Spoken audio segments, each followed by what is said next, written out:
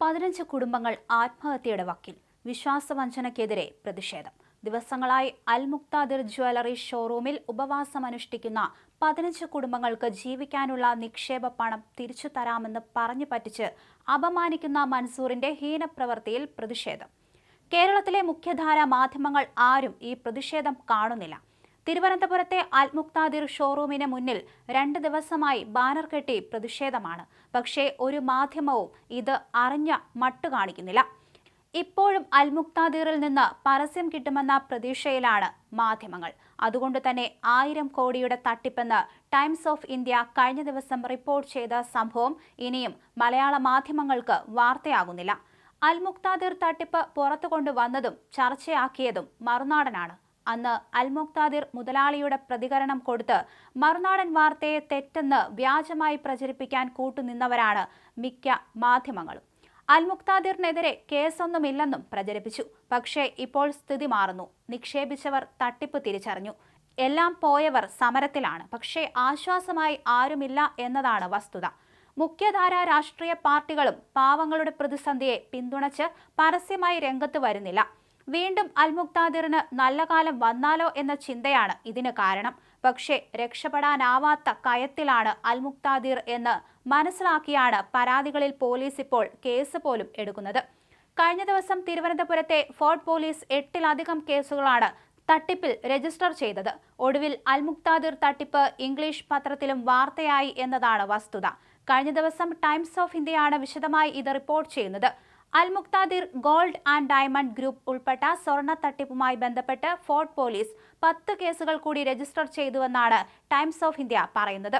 നിരവധി ഏജന്റുമാർ, സെയിൽസ്മാൻമാർ, മാനേജർമാർ എന്നിവരെ കേസിൽ പ്രതികളാക്കി. പുതിയ കേസുകൾ രജിസ്റ്റർ ചെയ്തതോടെ തട്ടിപ്പുമായി ബന്ധപ്പെട്ട ആകെ കേസുകളുടെ എണ്ണം 18ആയി. ഈ തട്ടിപ്പ് തുറന്നു കാണിച്ചതും മറുനാടനാണ്.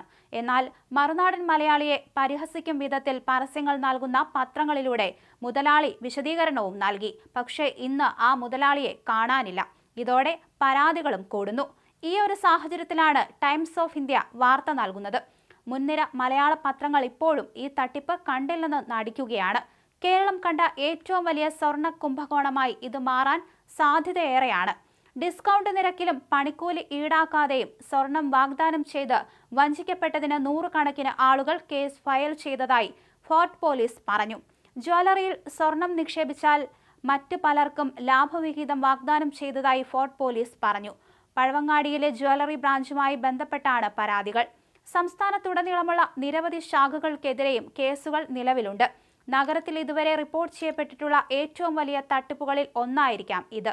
കാരണം നിരവധി ആളുകൾ ദിവസവും പരാതികളുമായി വരുന്നു. എല്ലാ പരാതികളിലും ഞങ്ങൾ വേഗത്തിൽ കേസുകൾ രജിസ്റ്റർ ചെയ്യുന്നുണ്ട്.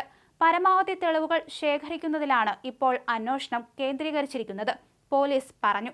അതേസമയം ജ്വല്ലറി മാനേജർ നൌഫൽ, സെയിൽസ്മാൻമാരായ ജസീം, ഉനൈസ്, ഷമീർ, ഏജന്റുമാരായ അഷ്റഫ്, സബാദ് എന്നിവരെ കേസിൽ പ്രതികളാക്കി പോലീസ് കേസെടുത്തിട്ടുണ്ട്. ഗ്രൂപ്പിന്റെ ഉടമയായ മുഹമ്മദ് മൻസൂർ അബ്ദുൾ സലാമിനെ ദിവസങ്ങൾക്ക് മുമ്പ് ഫോർട്ട് പോലീസ് പ്രതി ചേർത്തിരുന്നു. ഇതാണ് ടൈംസ് ഓഫ് ഇന്ത്യയുടെ വാർത്ത. BNS, IPC എന്നിവയുടെ 1-ലധികം വകുപ്പുകൾ പ്രകാരമാണ് കേസുകൾ രജിസ്റ്റർ ചെയ്തിരിക്കുന്നത്. ഉനൈസ് എന്ന ഏജന്റിന്റെ വാക്കുകൾ വിശ്വസിച്ച് 2024 ജനുവരി 1-ന് ഞാൻ ജ്വല്ലറിയിൽ 11 മാസത്തേക്ക് 292 ഗ്രാം സ്വർണം നിക്ഷേപിച്ചു. കാലാവധി പൂർത്തിയാകുമ്പോൾ നിലവിലുള്ള വിലയ്ക്ക് അവർ എനിക്ക് സ്വർണം വാഗ്ദാനം ചെയ്തു. ഈ കാലയളവിൽ സ്വർണത്തിന്റെ വില ഉയർന്നു. എനിക്ക് 364 ഗ്രാം ലഭിക്കേണ്ടതായിരുന്നു. എന്നാൽ ജനുവരിയിൽ കടയിൽ ഒരു റെയ്ഡും നടന്നു. പിന്നീട് ഒന്നും കിട്ടിയില്ല.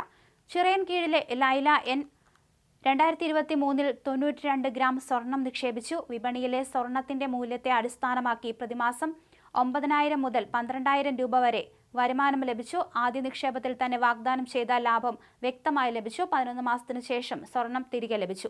2024 ജൂണിൽ 109 ഗ്രാം സ്വർണം നിക്ഷേപിച്ചുകൊണ്ട് ഞാൻ ഒരു പുതിയ കരാറിൽ ഒപ്പുവെച്ചു. പക്ഷേ എനിക്ക് ലാഭമോ നിക്ഷേപിച്ച സ്വർണമോ ലഭിച്ചില്ല. ലൈജ പറയുന്നതായി ടൈംസ് ഓഫ് ഇന്ത്യ വിശദീകരിക്കുന്നു. അതായത് ആദ്യം കൃത്യമായി പണം നൽകി. അതിനുശേഷം കൂടുതൽ സ്വർണം വാങ്ങിയെടുത്ത് പാവപ്പെട്ടവരെ വഞ്ചിക്കുന്നുവെന്നാണ് വ്യക്തമാകുന്നത്.